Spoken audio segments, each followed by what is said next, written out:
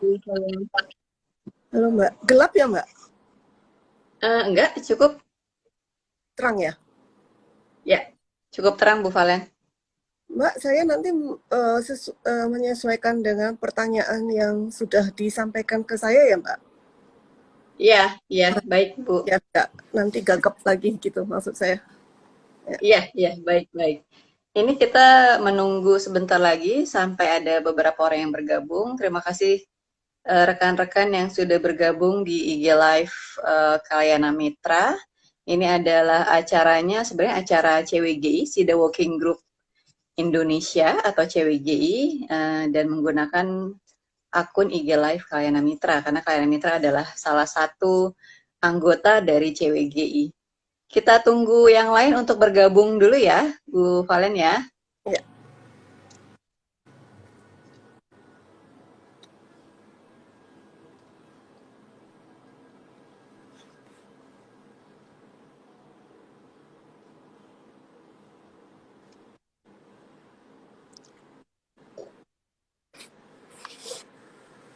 Nanti kita mulai sebentar lagi.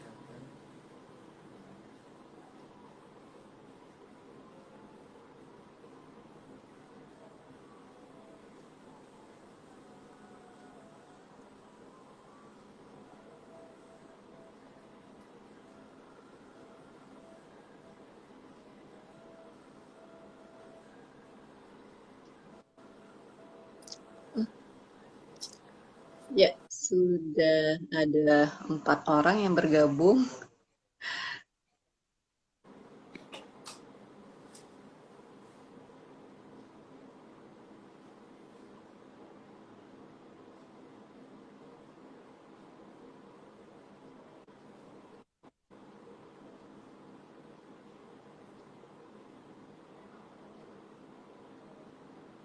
Kita alokasikan waktu 1 jam ya, Bu Valen ya, untuk acara IG Live ini.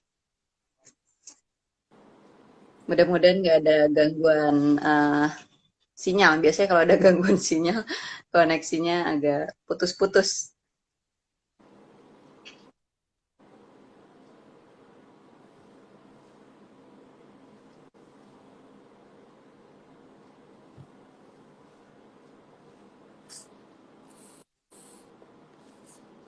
Ibu Valen, ada yang menyapa, yaitu rekan kita Mbak Ermawina. Selamat malam Ibu Valen, sehat selalu. Saya di sini tidak lihat itunya. Oh, gak lihat ya, cuma hostnya berarti yang lihat.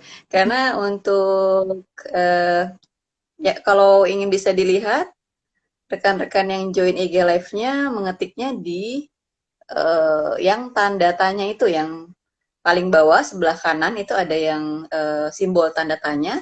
Nah, itu bisa tanyanya di situ. Jadi host dan eh, pembicara yang lainnya bisa lihat, teman-teman yang join yang lainnya bisa lihat. Ini ada yang nyapa. Tapi Bu Valen nggak bisa lihat ya, dari Mbak Ermawina. Selamat malam buat semua. Iya, sudah jam setengah 7 tepat ya Bu Valen ya? Baik, kita mulai saja. Mudah-mudahan yang lain bisa banyak yang join juga malam ini. Assalamualaikum warahmatullahi wabarakatuh.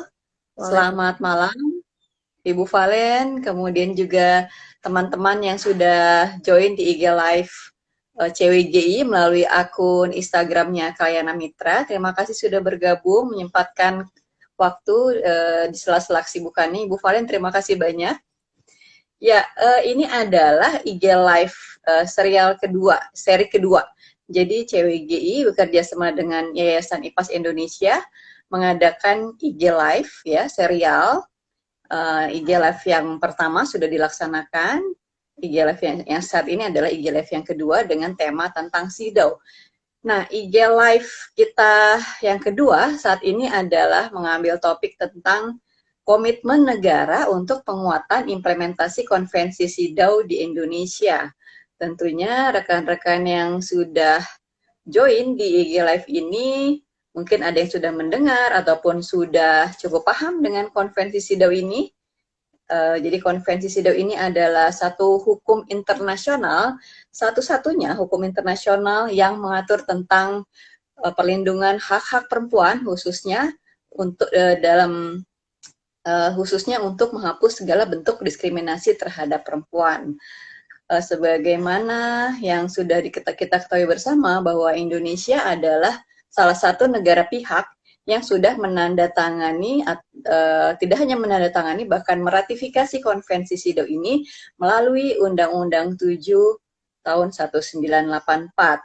Nah, saat ini bintang tamu kita ya, bintang tamu IG Live kita sudah hadir bersama kita Ibu Valentina Gintings dari Kementerian Pemberdayaan Perempuan dan Perlindungan Anak.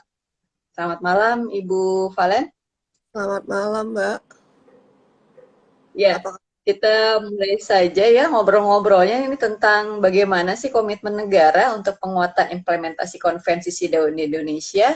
Tentunya implementasi konvensi SIDAU ini utamanya menjadi tanggung jawab atau kewajiban negara karena telah meratifikasi konvensi ini. Tapi kita sebagai masyarakat juga harus mendukung untuk implementasi konvensi SIDAU ini. Jadi harus perlu ada kerjasama yang sinergis dengan berbagai pihak agar konvensi SIDAU di Indonesia bisa dilaksanakan dengan maksimal untuk memenuhi hak-hak perempuan.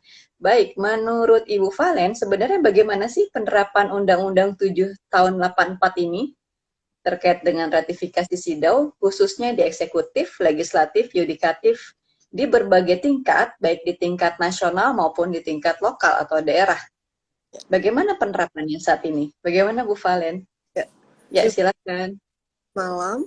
Jadi sebenarnya kita sangat beruntung sekali ya karena Indonesia sebagai salah satu negara yang telah meratifikasi SIDAU sebagai salah satu dalam bentuk Undang-Undang Nomor 7 Tahun 1984. Ini adalah sebagai bentuk komitmen pemerintah untuk menghapuskan. Jadi sudah sejak 1984. Saya rasa ini juga sudah cukup lama. Ya, artinya pemerintah sangat concern sekali untuk bagaimana menghapuskan segala bentuk kekerasan terhadap perempuan khususnya, termasuk juga anak perempuan. Nah, untuk itu banyak sekali sebenarnya komitmen-komitmen ini yang kemudian dituangkan di dalam baik rencana kerja pemerintah, kemudian rencana kerja yang disahkan oleh legislatif dalam hal ini, termasuk judikatif sebagai dalam rangka penegakan hukumnya. Nah, untuk itu salah satu yang sudah dilakukan oleh pemerintah dalam hal ini bagaimana banyak sekali undang-undang yang mendukung terkait dengan penghapusan segala bentuk kekerasan terhadap segala bentuk diskriminasi terhadap perempuan. Nah, salah satu komitmen yang baru kita lihat beberapa saat yang lalu bahwa kita sudah melaporkan kepada Komite SIDAU terkait dengan apa yang sudah dilakukan oleh pemerintah dalam hal ini Indonesia terkait dengan pelaksanaan daripada konvensi SIDAU. Jadi di sana kita sudah melaporkan bagaimana seluruh pemerintah dalam hal ini baik kementerian lembaga sebagai eksekutif, kemudian legislatif dan judikatif bersama-sama untuk mendukung terhadap penerapan daripada Undang-Undang Nomor 7 Tahun 1984. Mungkin itu Mbak yang bisa saya sampaikan. Iya, jadi Undang-Undang 784 ini sudah cukup familiarkah untuk di tingkat pemerintah, baik di tingkat lokal maupun tingkat di pusat, seperti itu Bu Valen? Ya, pada umumnya pemerintah di tingkat nasional, artinya di tingkat pusat, ini sudah sangat familiar karena di dalam RPJMN kita juga, dalam RPJMN sejak RPJM pertama, kedua sampai tahun 2019 sampai 2024 ini juga sudah memastikan bahwa SIDAU sebagai salah satu dasar hukum di dalam penerapan daripada program-program atau kebijakan dalam rangka untuk mendukung penghapusan segala bentuk diskriminasi. Jadi ini juga sudah masuk di dalam RPJM, salah satunya adalah arah kebijakan terkait pengarus utamaan gender. Nah, kemudian juga terkait bagaimana kita bersama-sama untuk memastikan penurunan angka kekerasan terhadap perempuan dan anak. Nah, untuk Baik, Ibu, di tingkat eksekutif ya. Ya, untuk di daerah sendiri kita sudah tahu bahwa bagaimana urusan pemerintah daerah khususnya urusan perlindungan perempuan dan anak menjadi salah satu urusan wajib non layanan dasar yang sudah diterapkan. Artinya di sini bahwa pemerintah Indonesia dalam hal ini di daerah juga dipastikan bahwa ada lembaga yang mempunyai tanggung jawab untuk memastikan seluruh perangkat daerah yang ada di tingkat provinsi maupun kabupaten kota untuk memantau koordinasi pelaksanaan dari penurunan angka diskriminasi. Ya, baik. Kalau menurut Bu Valen, di tingkat legislatif sendiri bagaimana? Bagaimana penerapan Undang-Undang 784 ini di DPR, baik di tingkat pusat maupun di daerah? Ya, sebenarnya harusnya kita mengundang dari DPR, cuman berhalangan hadir, jadi kita hanya mengundang dari pihak pemerintah. Menurut Bu Valen gimana untuk di tingkat legislatif? Sebenarnya di tingkat legislatif sendiri, meski mungkin secara undang-undang sendiri mungkin saya tidak bisa mengukur ya sampai sejauh mana mereka mengetahui, tapi dari sisi kita melihat bagaimana concern mereka terkait dengan mendukung program kegiatan yang dilakukan oleh Kementerian PPPA, saya rasa artinya mereka sudah memastikan bahwa penghapusan segala bentuk diskriminasi terhadap perempuan itu adalah hal yang utama di dalam mendukung program kerja daripada pemerintah gitu. Iya, baik. Diharapkan karena Undang-Undang 784 ini karena sudah menjadi undang-undang nasional, maka diharapkan itu menjadi rujukan gitu ya, Bu Valen ya, untuk legislatif baik di tingkat daerah maupun di pusat, terutama ya di tingkat nasional. Ketika mereka melahirkan kebijakan-kebijakan, produk undang-undang ataupun perda, itu tidak boleh melanggar Undang-Undang 784 ini seharusnya Bu Valen ya, karena kalau memang sudah cukup memahami, harusnya idealnya perda-perda diskriminatif terhadap perempuan di daerah tidak ada gitu. Mungkin perlu sosialisasi lebih banyak lagi Bu Valen di tingkat legislatif terutama di daerah. Ya, saya rasa seperti itu, Mbak. Salah satu juga bagaimana kita memastikan partisipasi perempuan di dalam untuk duduk di dalam legislatif, artinya bagaimana kita memperjuangkan suara perempuan untuk memastikan pelaksanaan daripada undang-undang tersebut, Mbak. Ya, terima kasih Bu Valen. Nah, menurut Bu Valen, apakah ada kemajuan yang signifikan gitu ya dalam pelaksanaan Undang-Undang 784 ini atau Konvensi SIDAU ini sampai saat ini?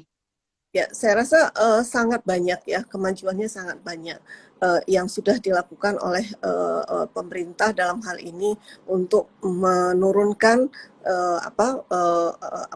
angka diskriminasi terhadap perempuan. Salah satunya yang kita lihat bagaimana Kementerian PPPA diberikan mandat oleh Presiden melalui 5 arahan Presiden, yaitu memastikan penguatan kewirausahaan perempuan, ya, untuk dari sisi ekonomi, kemudian bagaimana memperkuat pengasuhan bagi anak dalam hal pendidikan anak, kemudian penghapusan penurunan angka kekerasan terhadap perempuan dan anak. Ini menjadi salah satu komitmen kita dan menjadi program strategis kita 5 tahun ke depan.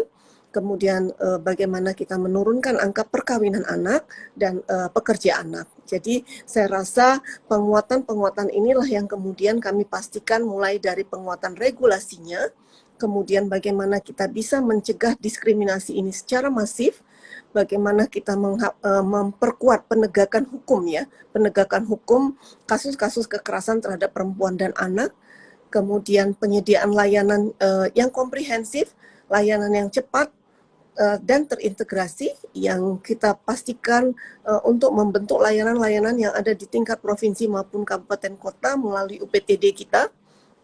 Kemudian kita memperkuat juga penguatan kelembagaan pencegahan dan penanganan kekerasan terhadap perempuan dan anak. Bagaimana kita bersinergi dengan seluruh unit layanan yang lain yang disiapkan baik oleh tingkat nasional maupun di tingkat daerah.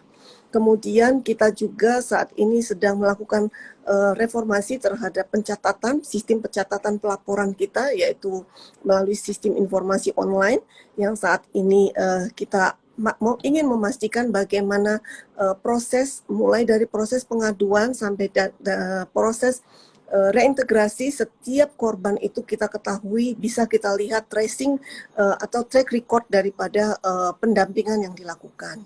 Kemudian juga saat ini kita sedang menyusun atau mengembangkan model-model desa yang kita sebut sebagai desa ramah perempuan dan peduli anak. Nah, ini secara masif juga kita sedang memperkuat pengembangan desa ramah perempuan dan peduli anak ini yang akan kita kembangkan tahun 2021 ini ada di 5 provinsi dan tahun 2022 nanti akan berada di 33 provinsi kecuali DKI ya. Jadi 33 provinsi ini kami akan kuatkan untuk tahun 2022. Demikian Mbak yang luar biasa ya. Luar biasa ini kemajuan signifikan yang sudah dilaksanakan oleh eksekutif, oleh pemerintah untuk pelaksanaan SIDAU. Mudah-mudahan SIDAU ini juga cukup dipahami dan diintegrasikan dalam implementasi undang-undang desa ya Bu Valen ya. Karena ini sangat penting sekali nih undang-undang desa ini supaya tidak dalam pelaksanaannya sejalan dengan prinsip-prinsip nilai-nilai dalam konvensi SIDAU ini, yaitu non-diskriminasi, kesetaraan substantif, dan kewajiban negara. Dan mudah-mudahan sampai ke desa juga. Salah satu juga bahwa kita sudah membuat, jadi Kementerian Desa, PDT sudah menyusun SDGs Desa. Ya, di dalam SDGs desa itu sangat jelas salah satu indikatornya adalah penurunan angka kekerasan terhadap perempuan dan anak di tingkat desa. Nah, saya rasa ini juga akan menjadi bagaimana kita bisa mengukur sampai di tingkat akar rumput nantinya untuk berpartisipasi penurunan angka kekerasan terhadap perempuan dan anak. Ya, baik, luar biasa nih SDGs. SDGs desa termasuk juga partisipasi perempuan dalam pengambil keputusan di tingkat masyarakat desa. Jadi BPD ya itu seperti DPR-nya desa ya, itu juga kita harapkan ada kuota 30% untuk perempuan berada duduk di dalamnya. Ya, SDGs desa berperspektif SIDAU gitu ya. Atau mungkin kalau di desa kurang familiar dengan SIDAU kita bilangnya berperspektif gender gitu ya Bu Valen ya. Ya, ya ternyata walaupun berarti sudah 37 tahun ya SIDAU ini diratifikasi oleh pemerintah Indonesia, karena sejak tahun 84 ya, sampai sekarang sekitar 37 tahun. Nah, berdasarkan laporan SIDAU yang disusun oleh CWGI dan juga jaringan masyarakat sipil lainnya, dan juga tentunya laporan SIDAU yang disusun oleh pemerintah, ternyata masih banyak persoalan diskriminasi terhadap perempuan ya yang dialami oleh perempuan Indonesia. Nah, menurut Bu Valen sendiri sebenarnya persoalan diskriminasi apa yang menurut Bu Valen terjadi saat ini, dan apakah ada sebutkan 3 persoalan prioritas yang menjadi fokus utama dari kerja pemerintah saat ini? Ya, jadi sebenarnya kalau bicara 37 tahun ya Mbak ya, jadi saya rasa cukup kalau seorang anak itu udah dewasa, artinya sudah usia yang sangat produktif. Nah, artinya disinilah kita untuk terus-menerus, jadi tidak ada kata yang tidak pendekatan itu harus terus-menerus dilakukan. Nah, apalagi kita sebagai negara yang dengan sangat heterogen ya, saya rasa heterogen, tapi kemudian dengan budaya keragaman budaya, keragaman agama, saya rasa itu bukan menjadi tantangan, tapi justru itu akan menjadi potensi yang besar sekali buat kita, bagaimana kita bisa menerapkan daripada SIDAU ini. Jadi saya rasa hal ini harus kita pastikan. Jadi terkait dengan yang disampaikan oleh Mbak tadi terkait dengan bagaimana fokus utama kerja pemerintah dalam hal ini, termasuk juga yang dilakukan oleh anggota legislatif dalam hal ini adalah bagaimana kita memperkuat kesetaraan gender, mulai dari aksesibilitas terhadap proses pembangunan, partisipasi perempuan di dalamnya kita harus bisa pastikan. Kemudian bagaimana perempuan itu ikut dalam pengambilan keputusan. Jadi saya rasa sudah saat ini juga kita bisa melihat sudah banyak, mulai dari pejabat, mulai dari menteri ya, pejabat eselon 1, bahkan lurah, hampir ribuan lurah kemarin kita sudah mengumpulkan oleh Bu Menteri. Kemudian bahkan di tingkat desa juga, kepala desa banyak sekali yang sudah bisa terangkat ya untuk bisa duduk menjadi kepala desa. Saya rasa itu adalah kemajuan yang cukup pesat ya yang kita bisa lihat di dalam proses daripada kesetaraan ini. Namun kemudian bicara masalah stereotip, masalah diskriminasi, memang ini yang harus terus-menerus ya kita lakukan, karena ini bukan hanya bicara masalah bagaimana kesetaraan itu saja, tapi bagaimana ini mulai dari dari rumah tangga itu harus memang diperkuat ya. Jadi pola berpikir, pola pengasuhan itu saya rasa itu sangat berpengaruh. Jadi bukan hanya pada saat kita membentuk pada tataran kebijakan saja, tapi bagaimana di tataran rumah tangga itu juga harus diperkuat, sehingga stereotip, marginal, diskriminasi dalam hal ini saya rasa bisa kita minimalisir bersama. Iya, jadi diskriminasi terhadap perempuan ini harus mulai dihapuskan, harus mulai dicegah dari mulai tingkat rumah tangga. Nah, contohnya nih di dalam rumah tangga, biasanya dalam kehidupan sehari-hari, apakah menurut Bu Valen sudah nggak ada diskriminasi gender di dalamnya di keluarga-keluarga di Indonesia ini? Ya, saya rasa ya pasti masih ada ya Mbak ya. Iya. Ya kadang-kadang pengaruh budaya, pengaruh ego antara satu dengan yang lain yang masih sangat kuat dan masih sangat kental. Saya rasa itu mungkin sebenarnya kalau saya lihat ya, saya sendiri kalau Mbak mengatakan bagaimana masalah budaya, saya juga orang yang sangat menjunjung tinggi masalah nilai-nilai budaya. Tapi kemudian bagaimana kita melihat perspektif daripada budaya itu. Apalagi saya orang Medan ya, dengan budaya yang sangat kental. Tapi perspektif budaya itu ditanamkan sejak saya lahir. Saya kecil itu sudah menganggap bahwa perempuan itu harus sekolah, perempuan itu harus berani mengambil keputusan, perempuan itu bukan hanya tempatnya di dapur saja. Nah, hal-hal seperti itulah yang mungkin yang makanya saya beranggapan bahwa komitmen dalam rumah tangga itu menjadi penting. Ya, baik. Jadi anak-anak sejak dini sudah mulai diajarkan bahwa tidak ada perbedaan peran gender, ini peran domestik ya, kerjaan dapur adalah kerjaan anak perempuan, anak laki-laki tugasnya hanya sekolah, seperti itu ya Bu Valen ya. Jadi yang namanya kesetaraan gender harus dimulai sejak dini dalam pendidikan anak-anak kita tentunya. Nah, kalau diskriminasi di bidang pekerjaan bagaimana Bu Valen? Apakah masih ada nggak ya dalam pekerjaan tenaga kerja? Ya, kalau di tingkat pemerintahan, diskriminasi itu sudah tidak ada. Bahkan di dalam penerimaan calon pegawai negeri, kita sudah memastikan adanya kuota untuk disabilitas di setiap penerimaan, Mbak. Jadi sebenarnya tidak ada, apalagi bicara tentang kuota terhadap perempuan atau laki-laki ya di dalam penerimaan. Tapi sebenarnya adalah bagaimana mereka bisa atau tidak untuk diterima atau tidak menjadi pegawai negeri. Tapi kuota terhadap disabilitas itu ada. Kemudian bahkan kuota untuk masyarakat Papua itu juga ada. Jadi tidak ada diskriminasi terhadap itu. Jadi seperti di Kementerian PPPA, kita juga menerima dari, apalagi Kementerian PPPA ya, kami punya kuota untuk memastikan kelompok-kelompok disabilitas bisa ikut berpartisipasi di dalam untuk mencalonkan menjadi pegawai negeri di Kementerian PP dan PA.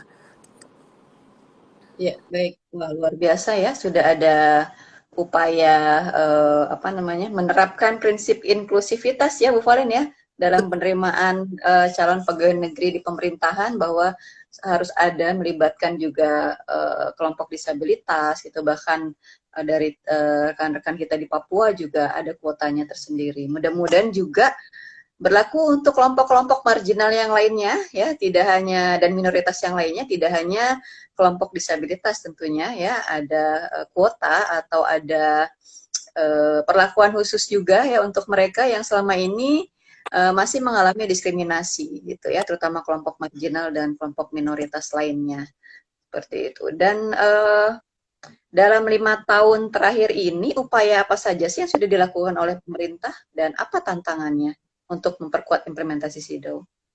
Ya, jadi sebenarnya untuk memperkuat ini kita sudah seperti yang kita laporkan juga di dalam laporan kita ya, terkait dengan laporan SIDAU, kita sudah menyampaikan bahwa banyak hal yang sebenarnya sudah dilakukan oleh pemerintah, mulai dari terkait dengan pemenuhan hak daripada perempuan, kemudian terkait dengan pemenuhan hak, kemudian bagaimana kita memastikan perlindungan terhadap perempuan terkait dengan masalah yang paling sangat kita lihat adalah terkait dengan sebentar ya Mbak, terkait dengan implementasi yang kita lihat adalah memastikan bahwa semua pemerintah daerah dalam hal ini punya komitmen di dalam penerapan daripada SIDAU tersebut. Nah, ini juga bisa kita lihat dari bagaimana Kementerian PPPA dalam hal ini memberikan anugerah Parahita Eka Praya ya sebagai salah satu anugerah untuk penerapan daripada prinsip-prinsip terhadap pengaruslamaan gender. Nah, ini adalah salah satu bentuk bagaimana kita bisa mengukur sejauh mana komitmen dari pemerintah, baik pemerintah pusat maupun pemerintah daerah. Nah, untuk itu kita sudah memberikan ini sejak tahun 2004 sebenarnya, Mbak.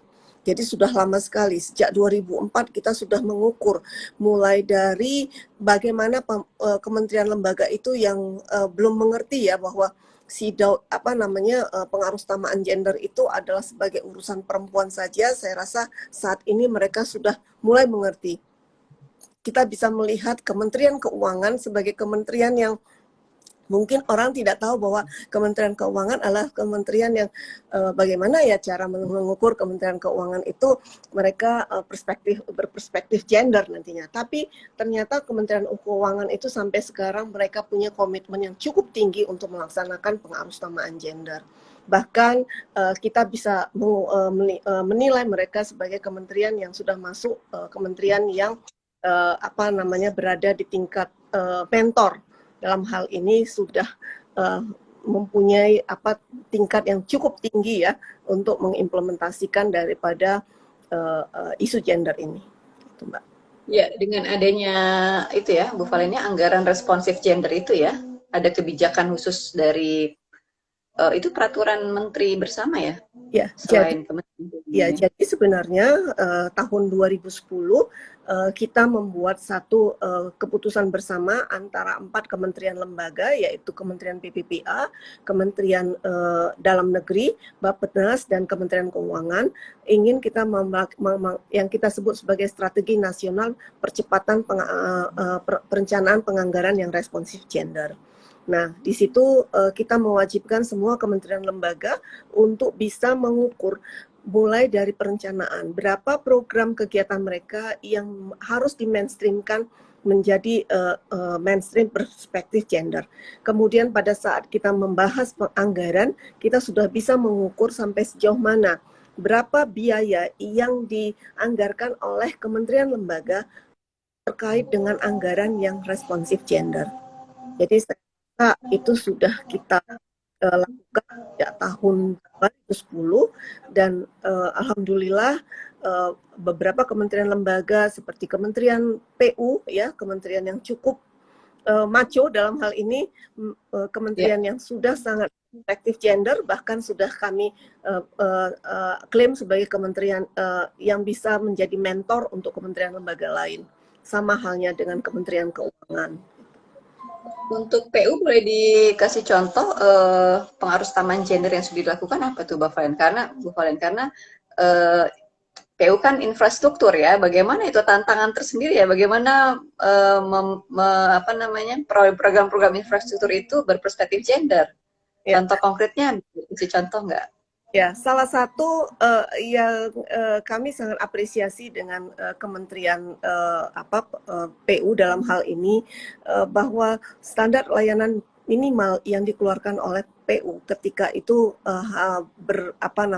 berhubungan dengan masyarakat, mereka sudah melihat itu dari sisi perspektif gendernya. Salah satu hal yang paling kita lihat adalah terkait di dalam proses pembangunannya. Jadi kita mungkin teman-teman yang hadir pada IG hari ini bisa melihat ke kantornya PU, mereka sudah mempersiapkan begitu banyak ruang karena mereka tahu bahwa hampir 60% pegawai mereka adalah pegawai yang masih muda, yang usia produktif. Nah, mereka mempersiapkan ruang-ruangan untuk tempat penitipan anak, ya, tempat penitipan anak yang sangat baik, yang boleh dititipkan untuk menginap dan pengasuhan yang baik sekali, itu sudah dilakukan oleh PU. Nah, kemudian mereka juga ini dari sisi bagaimana pegawainya untuk bisa bekerja dengan nyaman ya.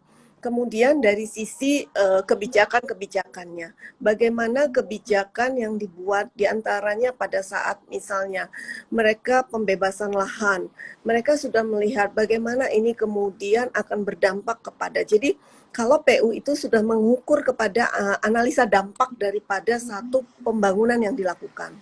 Nah, ini yang saya rasa sudah cukup baik sekali bisa kita lihat.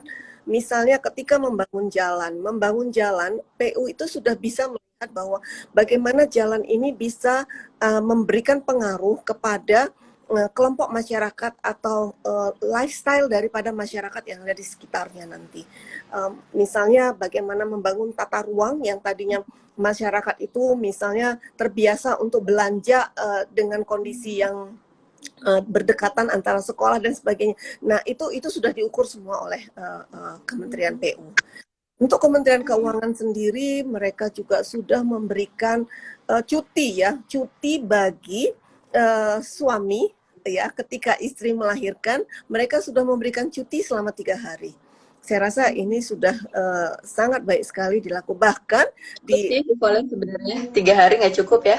Ya, belum cukup. Paling selain cuti daripada cuti dari pegawai itu sendiri ya. Tapi saya rasa ini sudah suatu hal yang udah baik sekali ya dilakukan oleh Kementerian Keuangan. Dan bahkan mereka juga punya lomba-lomba yang dilakukan untuk memastikan perspektif gender itu tetap berjalan di bahkan untuk penempatan ya. Kalau nggak salah penempatan pegawai perempuan juga mereka harus melihat apakah di daerah tersebut tersedia rumah sakit yang baik, ketika mereka harus bersalin dan sebagainya. Itu sudah dilakukan oleh Kementerian Keuangan. Baik, terima kasih Bu Valen. Iya, ini ada beberapa komentar nih dari teman-teman yang join IG Live kita, ya. Dari Mbak Dewi Cakrawinata nih, ada pertanyaan nih kan, concluding observation atau rekomendasi untuk dari Komite SIDAU kepada pemerintah Indonesia, karena pemerintah Indonesia sudah kirim laporan implementasi SIDAU ke komite ya, dan kemarin sudah sidang dengan komite tanggal 2 berapa Bu Valen ya, 27 28 dan 29 ya. Iya. 28 dan 29 Oktober. Nah, sudah keluar nih rekomendasi dari Komite SIDAW. Nah, harapannya sih itu segera dilaksanakan gitu.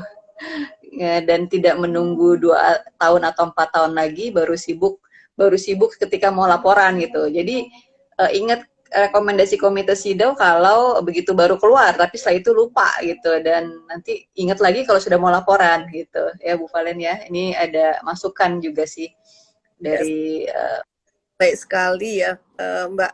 ya. Terima kasih nih Mbak Dewi. Jadi mengingatkan kami. Jadi karena ini memang baru kami terima beberapa hari yang lalu untuk concluding comments-nya, dan harapan kami ini juga akan kita bisa sosialisasikan juga kepada kementerian lembaga untuk kemudian kita bisa sama-sama memastikan bagaimana hasil dari concluding comments itu bisa kita laksanakan. Jadi kita punya tanggung jawab bersama untuk memastikan pelaksanaannya, ataupun hal-hal yang sudah baik dan hal-hal yang belum baik, saya rasa itu menjadi tanggung jawab kita bersama untuk bisa menjadi catatan di dalam pelaksanaannya. Ya, baik. Sosialisasi concluding observation Komite SIDAW itu tidak hanya ke pemerintah, Ya. tapi juga idealnya ke DPR, Valen. Karena nih kewajiban untuk pelaksanaan SIDAW ini 3 lembaga nih ya, eksekutif, legislatif, dan yudikatif gitu. Tapi seakan-akan implementasi konvensi SIDAW ini hanya tanggung jawab pemerintah, khususnya KPPA gitu. Jadi perlu SIDAW mainstreaming di DPR ya, dan di yudikatif. Ya, saya setuju Mbak. Kami juga sudah mulai memasukkan bahkan untuk layanan-layanan juga kami juga sudah memastikan. Jadi di daerah itu ketika kami melakukan bimbingan teknis kepada lembaga-lembaga layanan masyarakat, aparat penegak hukum, kami sudah memasukkan. Jadi SIDAW ini sebagai salah satu modul yang harus diketahui oleh mereka. Bagaimana sebenarnya misalnya layanan yang harus diberikan kepada masyarakat based on SIDAW. Sama halnya dengan CRC ya. Ketika CRC kita juga punya tanggung jawab karena itu bahkan masih dalam bentuk impres kan kalau CRC, meskipun kita sudah punya Undang-Undang 35 tahun 2014. Nah, itu juga sudah kita pastikan. Jadi setiap kalau CRC itu bahkan setiap klaster-klaster dari CRC itu kita sudah pastikan untuk diketahui oleh orang masyarakat, dan termasuk legislatif, yudikatif, dan eksekutif gitu. Saya ada background suara azan nih, sudah Isa. Ya. Mohon maaf. Ya, ya karena ketika nanti kita ada EG Live seri ketiga nih khusus membahas concluding observation.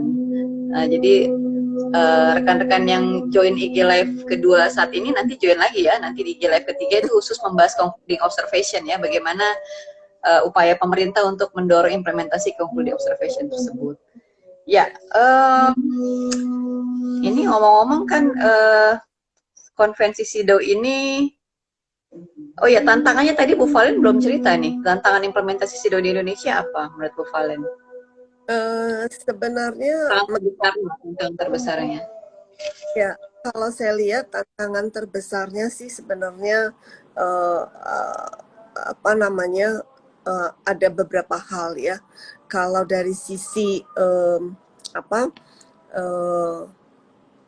kalau saya sampaikan satu mungkin masyarakat legislatif, yudikatif maupun legislatif itu sendiri belum memahami secara komplit ya daripada SIDAW tersebut. Jadi saya juga melihat bahwa ini adalah hal yang sangat penting untuk disosialisasikan secara terus-menerus kepada mereka. Nah, saya juga sangat mengharapkan dukungan dari CWGI juga terkait dengan bagaimana kita bersama-sama untuk mensosialisasikan ini. Nah, saya juga mencoba berapa namanya ingin bagaimana ya kalau SIDAW ini bisa menjadi satu pelatihan khusus ya yang harus diketahui oleh semua orang. Sama halnya ketika kita melakukan pelatihan CRC. CRC itu kita bisa melatih satu persatu dari mereka, baik lembaga masyarakat, APH dan sebagainya. Saya rasa SIDAW ini juga kita coba untuk membuat satu pelatihan khusus bagaimana mereka bisa menerapkan ini menjadi ini kan ada 12 bidang kritis ya yang harus dilihat oleh semua masyarakat saya rasa. Nah ini yang saya rasa perlu kita pastikan. Nah untuk itu mudah-mudahan saya tetap tidak berputus asa ya untuk memastikan ini, tapi yang saya harapkan adalah bagaimana dukungan semua kita untuk bisa memastikan implementasi dari SIDAW. Nah, salah satunya yang saya harapkan bukan hanya dari sisi kalau kita melihat bicara tentang SIDAW, kita ada harga bawang berambang kabeh lebih mahal. Ya. Halo. Apa kok memang? Tapi kan bisa ya nang desa ya lebih murah. Kemarin yang kakek itu. Halo.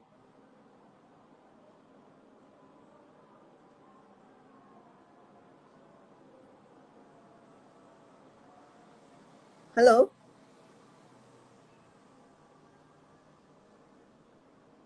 Ya, Bu Valen, silahkan dilanjut. Ini ada yang gabung. Ya, silahkan.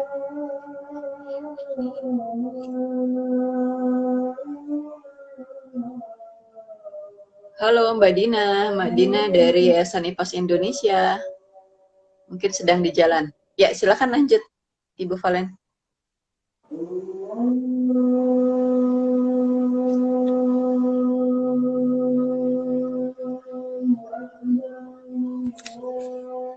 Ya. Silahkan Bu Valen lanjut. Maaf saya kaget soalnya. Iya, ada permintaan tadi untuk join live, ternyata mungkin kepencet kali. Nggak apa-apa, silakan Bu Valen.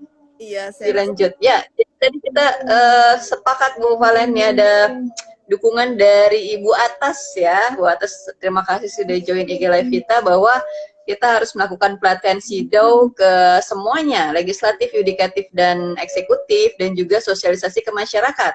Karena masih banyak pandangan bahwa SIDAW ini adalah produk barat, Bu Valen, karena ini adalah ratifikasi hukum internasional, dan SIDAW bertentangan dengan budaya Indonesia, bahkan dengan agama, seperti itu. Masih banyak yang berpandangan seperti itu. Jadi, undang-undang terkait dengan gender itu selalu dikaitkan dengan barat.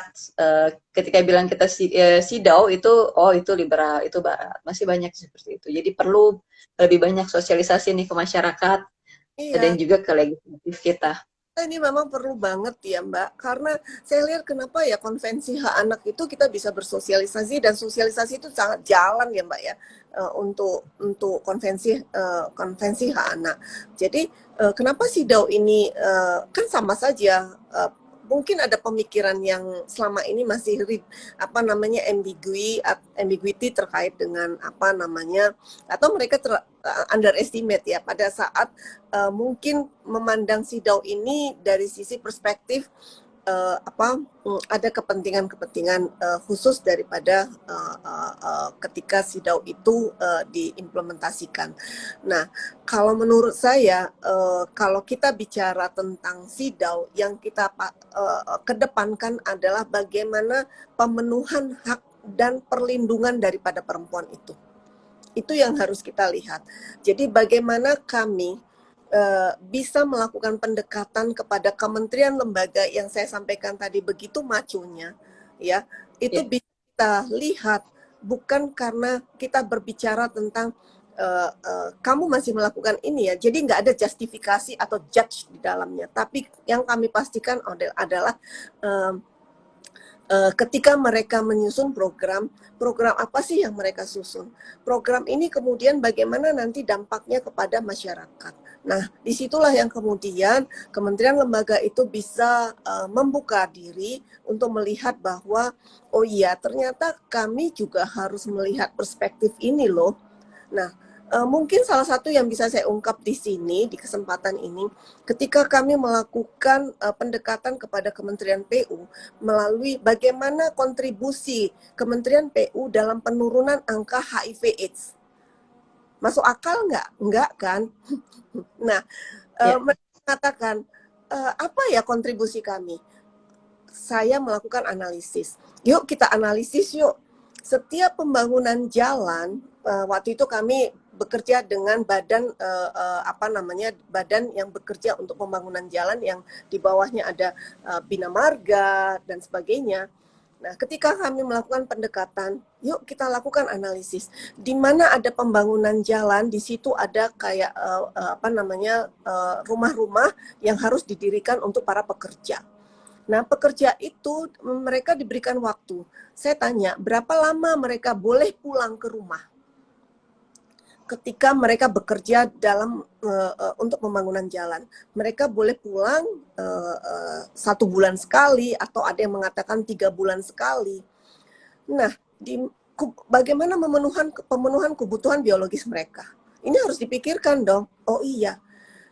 Nah, coba lihat di setiap pembangunan jalan pasti ada pondok-pondok, ada rumah-rumah yang kemudian akhirnya banyak proses prostitusi terjadi. Nah, inilah kenyataan yang dilihat oleh PU pada saat itu. Oh iya. Nah, akhirnya mereka punya kebijakan bagaimana, oh ya mereka harus pulang 2 minggu sekali ya. Nah, akhirnya keluarlah kebijakan oleh PU untuk memberikan waktu kepada para pekerja untuk bisa kembali 2 minggu sekali, Mbak. Saya rasa ini perspektif inilah yang harus kita lihat, bukan bicara perspektif adanya kalau saya bilang secara vulgar kita mengangkat masalah diskriminasi itu, tapi kita melihat dari perspektif yang sisi lainnya, sehingga kemudian bisa menjawab daripada adanya ketimpangan-ketimpangan gender tersebut. ya, baik. Jadi harus sering-sering diajak ngobrol nih kementerian yang lainnya ya tentang gender dan diasistensi gitu. Jadi memang sih sudah ada PUG ya dari tahun 2000, tapi bahkan contohnya di tingkat desa sendiri mereka masih gagap juga tuh gimana caranya ya melakukan PUG di dalam program-programnya, dalam kebijakannya dan anggaran gitu. Jadi memang harus ada asistensi, tentunya peran serta masyarakat sipil ya seperti CWGI, kemudian juga teman-teman organisasi teman-teman yang bergabung di IG Live ini yang bisa mendorong implementasi SIDAW atau pengurus taman gender ini bahkan di tingkat desa gitu. Ini ada dukungan juga nih Bu Valen dari Mas Timu Irawan.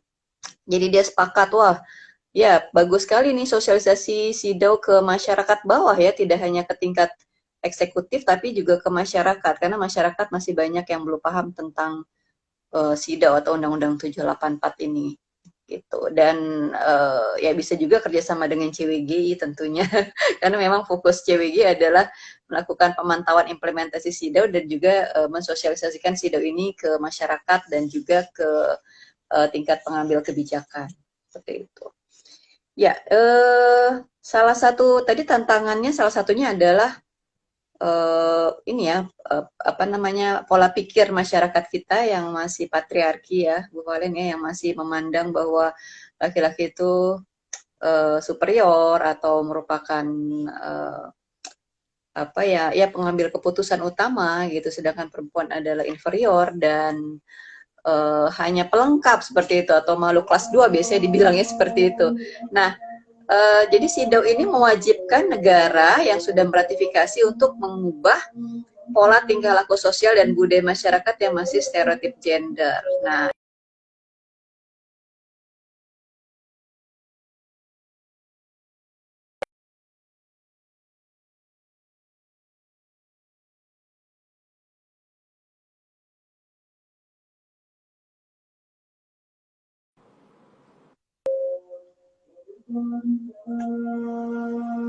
Halo Bu Valen?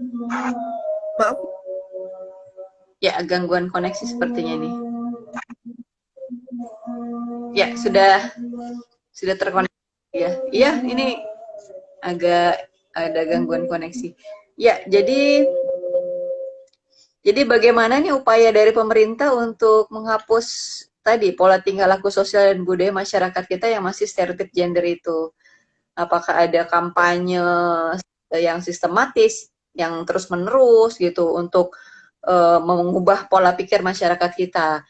Ini contohnya saja RUU Kesetaraan dan Keadilan Gender itu kan masih ada juga kelompok-kelompok yang menolak RUU ini karena mengatakan bahwa itu RUU ini bertentangan dengan budaya masyarakat Indonesia, bertentangan dengan agama, kemudian bahkan RUU tindak pidana kekerasan seksual juga dikaitkannya juga dengan ya isu-isu yang kontroversial lah ya, yang menganggap bahwa RU ini bertentangan lah dengan budaya Indonesia, bertentangan dengan agama dan sebagainya. Ini tentunya menjadi tantangan besar nih implementasi SIDAU di Indonesia. Pola tingkah laku, kalau di SIDAU pola tingkah laku sosial dan budaya, pola pikir dan perilaku yang masih diskriminatif di masyarakat kita, yang masih stereotip gender. Ada nggak upaya dari pemerintah yang apa ya, yang mendorong satu perubahan besar gitu di masyarakat kita, programnya atau kampanye besar itu bagaimana, atau pelatihan-pelatihan atau seperti apa Bu Valen? Iya, sebenarnya saya tadi sudah menyampaikan ya, sebenarnya pelaksanaan dari SIDAU ini secara langsung dan tidak langsung sudah banyak sekali ya dilakukan oleh baik pemerintah maupun bagaimana pemerintah desa untuk memastikan kebutuhan pemenuhan hak daripada perempuan dan anak di dalam implementasi daripada kebutuhan dari masyarakat desa. Kita bisa lihat, nah sangat jelas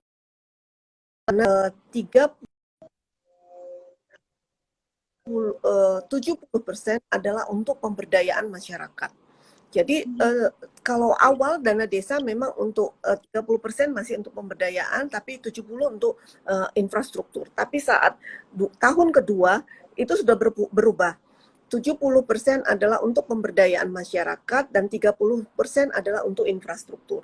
Nah, artinya di sini pemberdayaan masyarakat bisa kita lihat di dalam peraturan penggunaan anggaran dana desa tersebut adalah untuk memberikan bagaimana peningkatan kewirausahaan perempuan. Itu sangat jelas disebutkan di dalam penggunaan anggaran dana desa. Kemudian bagaimana menyiapkan ruang-ruang terhadap tempat bermain anak, itu pemenuhan hak anak itu mention di dalam penggunaan anggaran dana desa. Kemudian bagaimana keterlibatan dari perempuan mulai dari tingkat musrenbang desa. Saya rasa ini adalah salah satu bentuk bagaimana di tingkat masyarakat, di tingkat pemerintahan desa itu sudah berlangsung mainstream itu sudah mulai berlangsung sampai kepada kuota-kuota yang dilakukan oleh masyarakat pemerintah desa. Nah, saya rasa ini bukan tidak ansih mengatakan bahwa kami sudah menerapkan SIDAU sebenarnya, tapi mereka sudah menerapkan sebenarnya. Jadi sama halnya ketika bicara tentang yang seperti saya sampaikan tadi tentang bagaimana mulai dari RPJMN. Jadi itu udah secara SIDAU itu sudah menjadi dasar untuk kita membuat peraturan-peraturan yang lain yang ada di bawahnya. Jadi tidak ansih harus kita mengatakan bahwa bagaimana SIDAU itu menjadi satu persatu kita telisik, tapi bagaimana sebenarnya itu sudah memastikan mereka menerapkan daripada SIDAU tersebut. Itu mungkin. Nah, Untuk yang ilmunya. terkait dengan sampai sejauh mana sih masyarakat tahu tentang SIDAL? Kalau saya rasa masyarakat itu kalau kita mengatakan ini loh sebenarnya yang kamu sudah terapkan, ini sebenarnya udah pelaksanaan SIDAL, saya rasa mereka pasti akan tahu. Nah, kalimat itulah yang mungkin belum muncul ya menurut saya, yang belum muncul atau belum diketahui oleh mereka. Jadi saya rasa di sini bantuan semua pihak sampai kepada masyarakat, lembaga masyarakat, ini kita bersinergi lah bersama-sama untuk memastikan ini agar masyarakat itu tahu atau pemerintah itu tahu bahwa oh iya kami sudah melaksanakan SIDAW kok gitu. Itu mungkin Mbak yang bisa saya jelaskan. Ya, baik. Jadi untuk mengubah salah satu usaha yang dilakukan yang paling penting juga ya untuk mengubah pola pikir dan perilaku yang masih diskriminatif atau stereotip gender itu adalah dengan adanya kebijakan gitu ya, Bu Valen ya. Jadi antara perubahan istilahnya kultur ya, perubahan kultur atau budaya masyarakat ini juga dilakukan dengan cara paralel gitu, dengan perubahan kebijakan, dengan perubahan budaya di masyarakat gitu. Jadi bisa dipercepat melalui kebijakan. Ya, mungkin perubahan budaya kalau saya pribadi ditanya untuk kita merubah budaya, saya rasa tidak, Mbak ya. Karena budaya itu memang sudah melekat menjadi salah satu kultur di dalam kehidupan kita.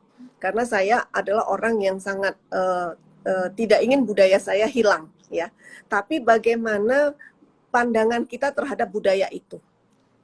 Jadi bagaimana kita bisa meletakkan perempuan di dalam budaya itu. Jadi itu saya rasa ya Mbak, yang di dalam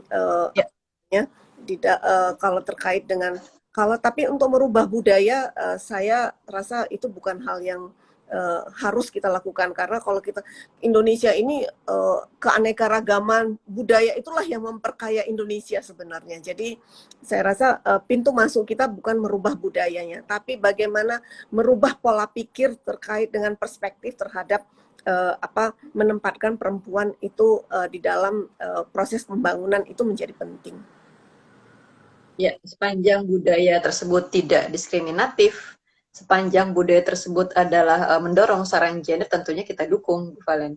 Ya. Jadi, tapi tentunya kalau ada budaya-budaya yang masih diskriminatif, kita perlu kerjasama juga nih dengan tokoh-tokoh masyarakat kita, tokoh-tokoh adat kita ya, untuk secara perlahan, karena untuk merubah budaya sangat susah sekali nih ya, untuk menghapuslah budaya-budaya yang diskriminatif, menggantinya dengan budaya-budaya yang menjunjung tinggi nilai-nilai kesetaraan gender. Gitu. Jadi memang untuk mengubah budaya masyarakat sulit sekali gitu, karena memang sudah beratus-ratus tahun bahkan ya budaya itu. Kalau merubah budaya masyarakat itu beda dengan merubah budaya itu sendiri ya Mbak ya. Jadi budaya pola pikir masyarakat yang sudah terpola itu hal yang berbeda lagi. Tapi kalau budaya yang dalam hal budaya dari sisi yang sudah diwariskan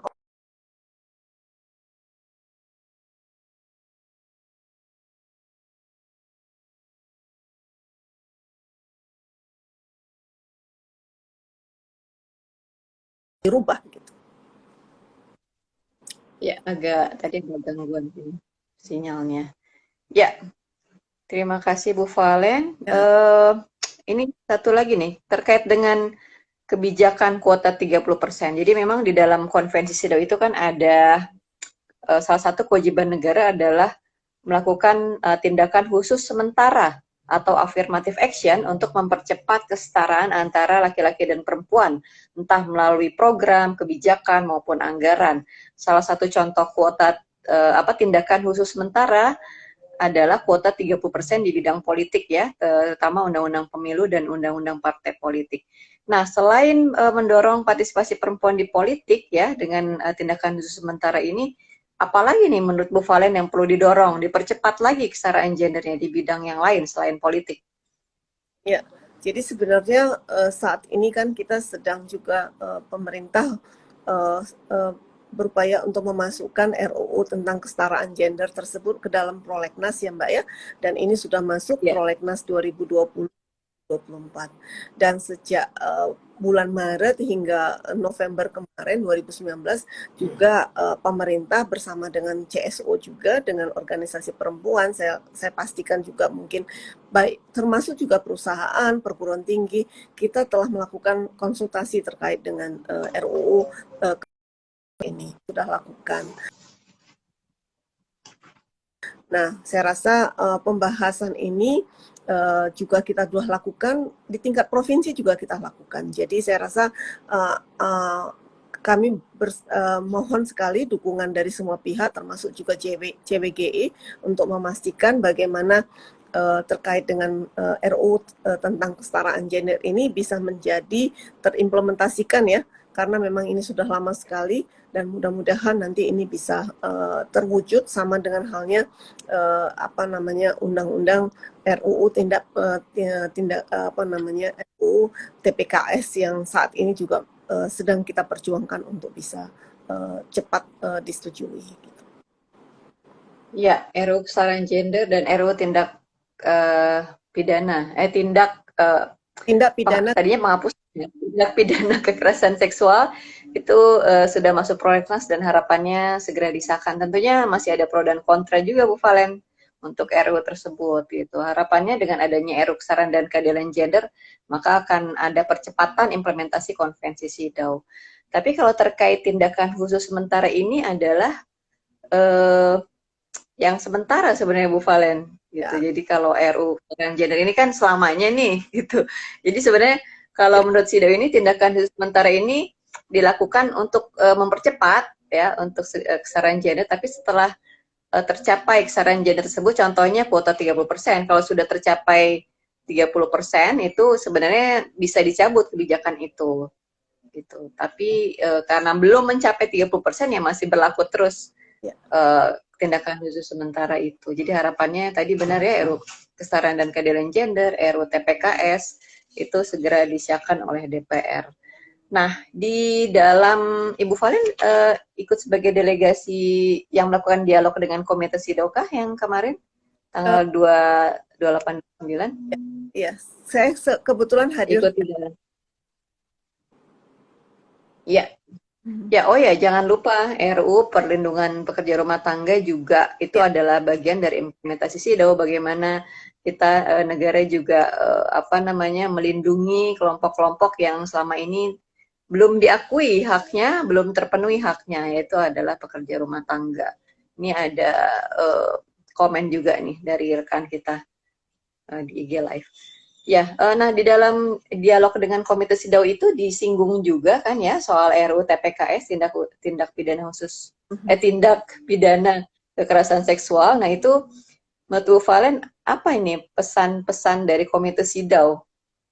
Apakah ada pesan-pesannya di dalam dialog tersebut tentang RUU TPKS ini? Itu seperti apa sebenarnya substansi yang harus masuk di dalam RUU TPKS ini? Ya, yang kita akan lihat nanti ya di dalam hasil dialog konstruktif kemarin, mulai dari di dalam RUU TPKS itu harapannya kita bisa memastikan adanya program mulai dari pencegahan ya, dan kemudian penanganan korban sampai mulai dari pemulihan termasuk layanan kesehatan reproduksi terhadap korban kekerasan seksual, kemudian tindak pidana yang harus dilakukan kepada korban, kemudian ketersediaan anggaran. Jadi dan banyak hal lain yang kemudian bisa kita akomodir nanti di dalam diharapkan oleh komite untuk bisa dimasukkan ke dalam RUU TPKS. Dan ini semua sebenarnya sudah kita harapkan nanti karena ini adalah inisiatif dari DPR dan ini akan kita masukkan menjadi catatan kita kepada DPR.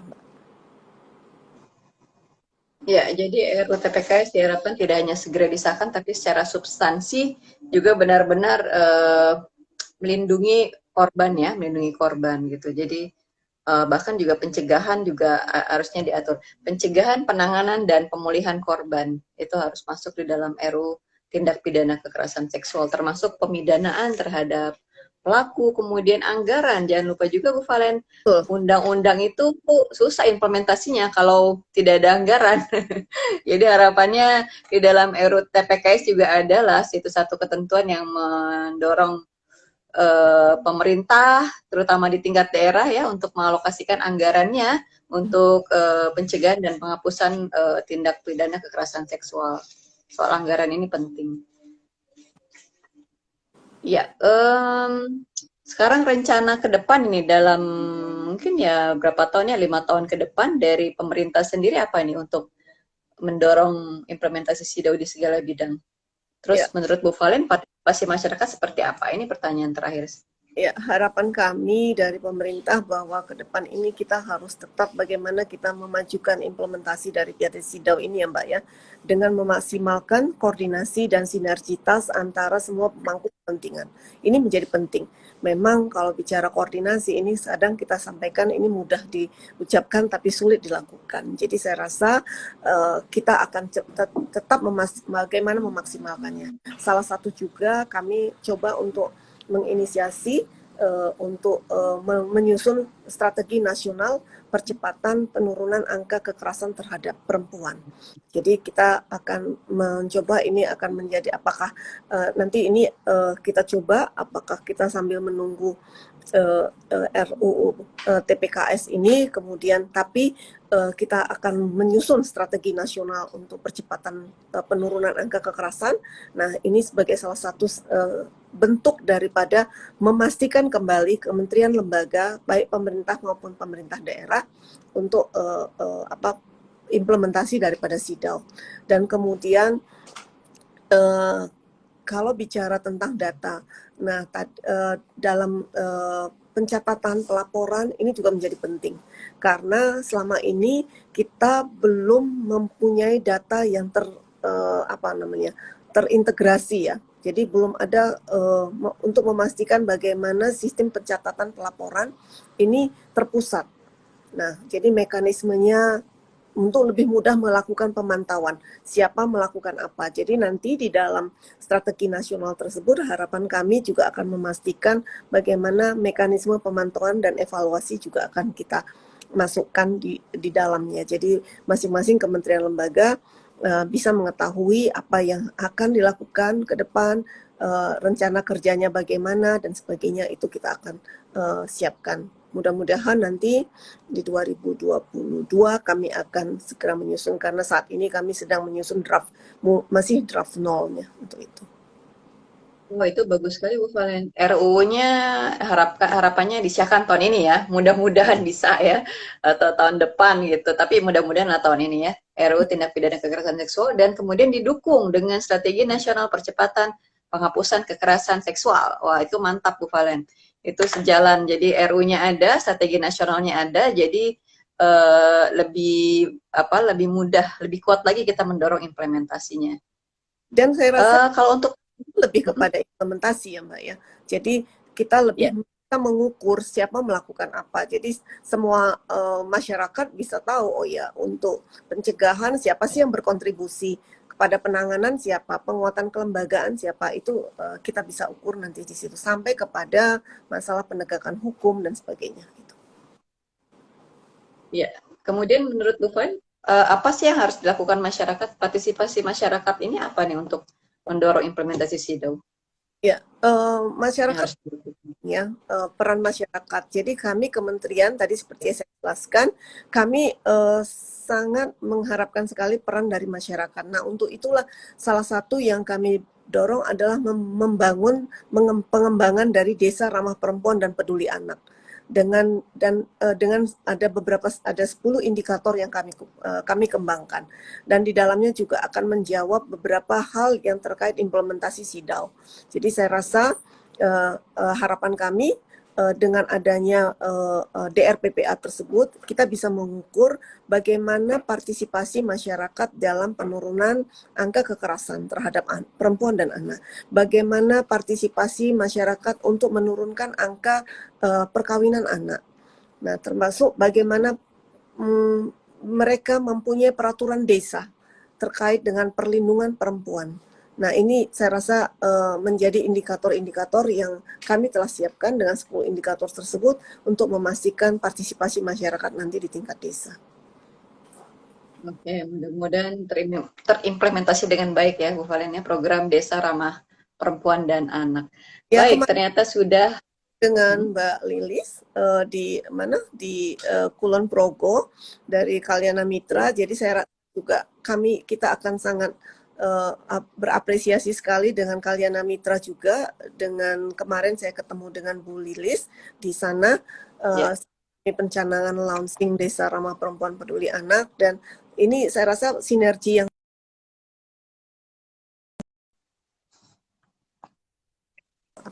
DRPPR tersebut. ya, baik. Terima kasih Bu Valen, waktunya sudah lewat dari 9.30 jam 7.30 ya. Karena kita alokasikan waktu 1 jam.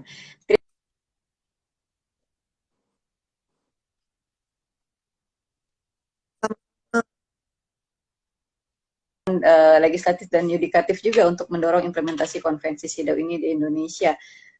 Ya, mohon kerjasama. Ini ada komen lagi nih terakhir nih. Mohon KPPA banyak kerjasama dengan Kemenkes nih untuk urusan kehamilan tidak diinginkan yang masih cukup tinggi di jadi salah satu faktor yang mendorong terjadinya praktek perkawinan anak gitu. Jadi jangan lupa nih harus banyak kerjasama dengan Kementerian Kesehatan nih, terutama juga untuk penghapusan praktek sunat perempuan yang menjadi sorotan dari Komite CEDAW. Ya. Ya, baik. Terima kasih Bu Valen. Terima kasih teman-teman yang sudah join IG Live seri kedua CWGI. Kita akan undang lagi nanti di IG Live seri ketiga khusus membahas tentang rekomendasi Komite CEDAW untuk pemerintah Indonesia di tahun 2021. Ya, terima kasih Bu Valen. Selamat malam. Selamat malam. Ya, terima kasih semua teman-teman yang sudah join.